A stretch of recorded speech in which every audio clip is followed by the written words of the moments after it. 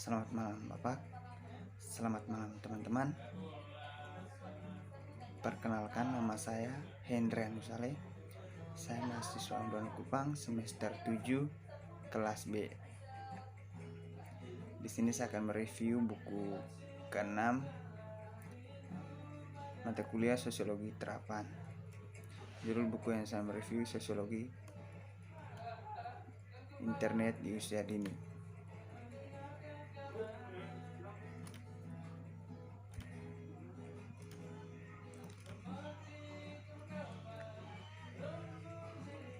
Upaya untuk memberikan teori-teori yang mampu mencakup dan menjelaskan internet telah menyebabkan seruan untuk revisi gagasan sosiologi, solidaritas, kekuasaan, identitas, dan diri. Sangat sedikit dari teori baru ini langsung didorong oleh internet itu sendiri, karena mayoritas ahli teori yang pekerjaan telah dirancang untuk membantu menjelaskan fenomena baru. Ini sebelum internet selama beberapa kait. Namun internet sebagai topik yang hangat menjadi pembuktian dasar di mana teori-teori ini dan para pendukungnya berjuang untuk akademis penguasaan. Ciri khas adalah antusiasme pertama terhadap internet. Garis perdebatan akademis tidak jelas, namun sekarang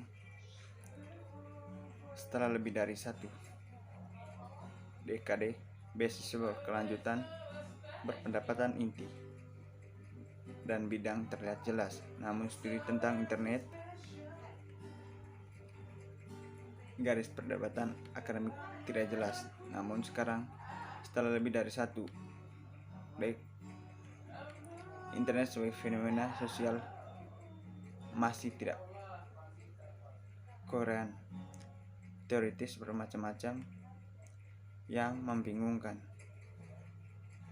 Pendapat baru buku ini mencoba untuk mendasari perdebatan dengan mengunci di dalam konteks perhatian disiplin sosiologi.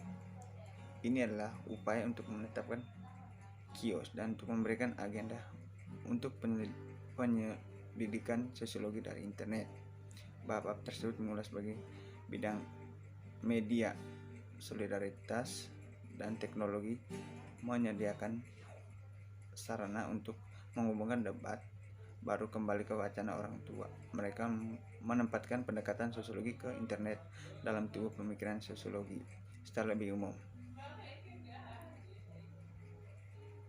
Bahayanya di sisi ini adalah pekerjaan ini adalah terlihat sebagai upaya untuk menyatakan bahwa internet tidak revolusioner, yang ada tidak ada yang baru di bawah matahari dari sudut pandang sosiologi, dan karenanya bahwa tidak perlu memeriksa internet atau teori sosiologi dengan maksud untuk merevisi problematika yang sudah lama dipegang. Untuk melakukannya hanya akan menjadi bentuk nostalgia yang salah tempat. Hal ini tentunya sangat produktif dan pertanyaan yang berpotensi merevolusi dan dinyatakan sehubung dengan internet. Tetapi buku ini berpendapat bahwa ini bukan pada umumnya pertanyaan-pertanyaan yang ada telah dinyatakan. Di bagian 1 saya mengeksplorasi perkembangan metafora jaringan di ilmu sosiologi. Bab ini berpendapat bahwa adopsi metafora jaringan dalam sosiologi menawarkan peluang baru untuk merevitalisasi pemahaman kita dari banyak arena. Tetapi adopsi jaringan tidak kritis, bukannya tanpa itu ada masalah. Bab 4 membahas tentang cara internet bertindak sebagai jaringan, jenis jaringan yang dapat dikatakan, dan cara kerja internet telah berkembang sebagai jaringan di ruang nyata. Yang benar-benar ada internet menurut saya seringkali memiliki sedikit kemiripan dengan bentuk yang diprediksi oleh baru teori sosial. Bagian 2 melihat internet seperti yang terlihat melalui lensa media studi. Cara wacana media mengkonstruksi internet sebagai objek penyelidikan. Dalam gagasan ini tentang ruang publik dan pengertian di mana internet dianggap sebagai satu kesatuan adalah pusat. Dalam bab 5 ini menguraikan utama pendekatan ke ranah publik melalui pemeriksaan karya Habermas, kemudian mengkaji cara-cara teori Habermas itu telah diterapkan ke internet. Di sini berpendapat bahwa ada kesenjangan mendasar dalam pendekatan ini antara teoritis, futuristik, utopis, atau distopia. Kontribusi dan bukti empiris saat ini tersedia dan upaya untuk mendamaikan bukti dan teori.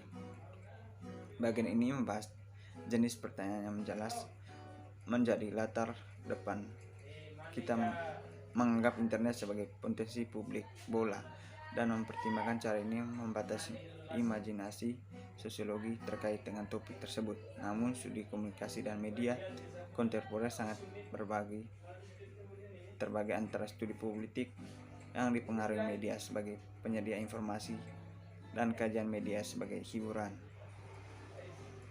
Yang terakhir, tokoh dalam teori politik sebagai bayangan gelap, manipulasi media dan pengkhianatan. Anak tiri berambut merah dan dari revolusi informasi, entertainment di sini digambarkan sebagai sinonim untuk diumbing dan erosi dari ranah publik sebagai arena penalaran oleh kepasifan massa dan komersial budaya soft. Pada tahun 1966, Harold Mendelssohn mencerca agresif bahasa yang digunakan oleh orang awam dan ilmuwan. Bahasa tentang hiburan berasal dari sumber-sumber ini juga sangat negatif, meremehkan dan menegur. Singkatan hiburan diturunkan kepada mereka rubrik yang biasanya disediakan untuk kejahatan masyarakat, dikutip dalam kasus 2002 sampai 103. Sisa pemahaman ini masih bisa didetektif di zaman modern akademik dalam penentuan topik yang sesuai dari studi media sebagai ruang publik. Jelas bahwa dalam menggambarkan secara terbatas yang tepat topik perdebatan tentang peran media hingga politik dan politik informasional, sarjana media cenderung memperlakukan aspek sumber daya yang sosial harus lebih tepat dianggap sebagai topik. Bagian 3 membahas beberapa tema ini melihat masalah kohesi sosial, identitas, dan integrasi. Tema yang penting bagi kemampuan untuk menempatkan budaya informasional atau ruang publik yang kuat tetapi tidak ditekankan dalam studi media pendekatan. Di arena ini disiplin sosiologi, studi budaya, dan geografi sosial memiliki pengaruh terbesar di kontribusinya akan diperiksa. Bagian terakhir membahas keseluruhan konteks perdebatan di internet melalui pemeriksaan perkembangan sosiologi teknologi dalam beberapa tahun terakhir. Sosiologi teknologi sebelum minat akademis di internet dan teknologi, kemudian baru agak balkanisasi di dalam akademik merupakan jenis penyelidikan tertentu yang telah menjadi dipisahkan dari arus utama.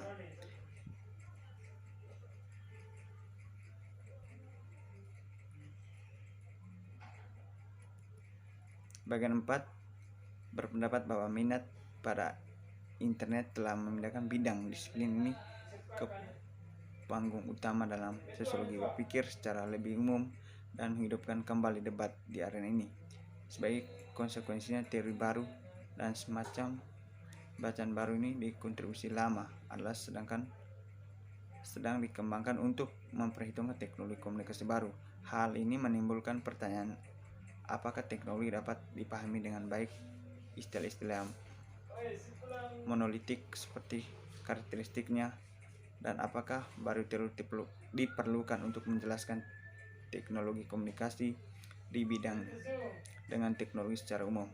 Bab ini berpendapat bahwa rekonstruksi sosiologi teknologi yang sangat berlangsung di reaksi terhadap perpaduan teori baru di sekitar internet telah membuatkan lapangan khususnya mendekrodiksi kerangka kerja organisasi dan determinisme yang sebelum mendominasi upaya untuk memahami teknologi, tetapi hal ini lebih jarang terjadi karena redundansi daripada fiat. Dalam dua bab ini saya menawarkan garis kemungkinan penyelidikan dan pertimbangan yang bermanfaat. Salah satu ini berdebatan tentang internet yang tentang intelektual property dapat dipahami dari dalam.